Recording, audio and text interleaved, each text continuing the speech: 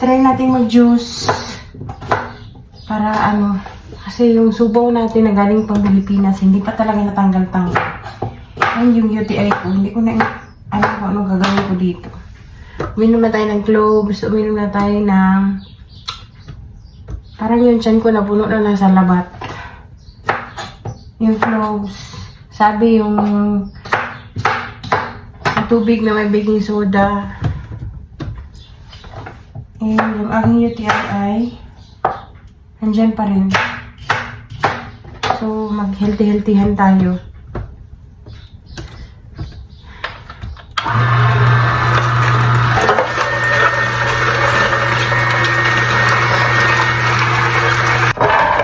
Hintay na ko hanggang ganito.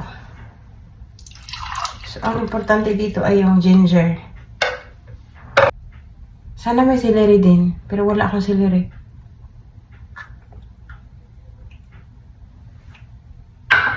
Oh my God. It's so maanghang.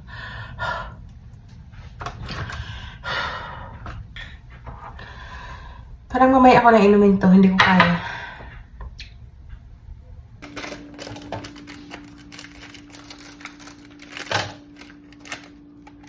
Siyempre, magkape tayo. Si Ayana, laki pa nalang tattoo yun sa likod. Yung sa akin, may nadaya. Kumunti ko nang lagyan. Si Belda mamaya pa dahil meron siyang medical, ano nga ba yun? Lab test. So magkape tayo and ang ating pair ng kape ay ito, na-miss ko yung Arabic bread and bumili yung amo ko ng ganito. Pero binawasan niya na yan. 3 piraso lang. Kinuha ko yung bawas, nilagyan ko ng Philadelphia na cream cheese. And kain tayo. So ito yung ating almusal for today. Kape. Native na kape from Pinas and this one. Kain tayo. Si Belle ay umalis na dahil meron siyang lab test.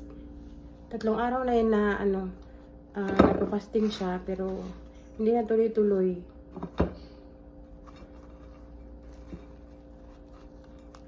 Ang sarap nitong bread na to.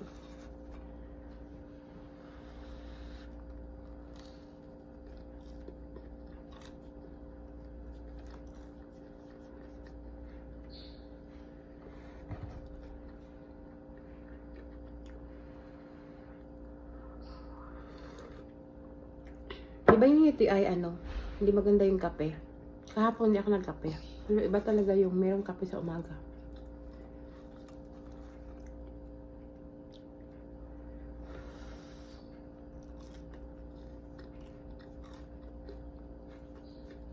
Sarap.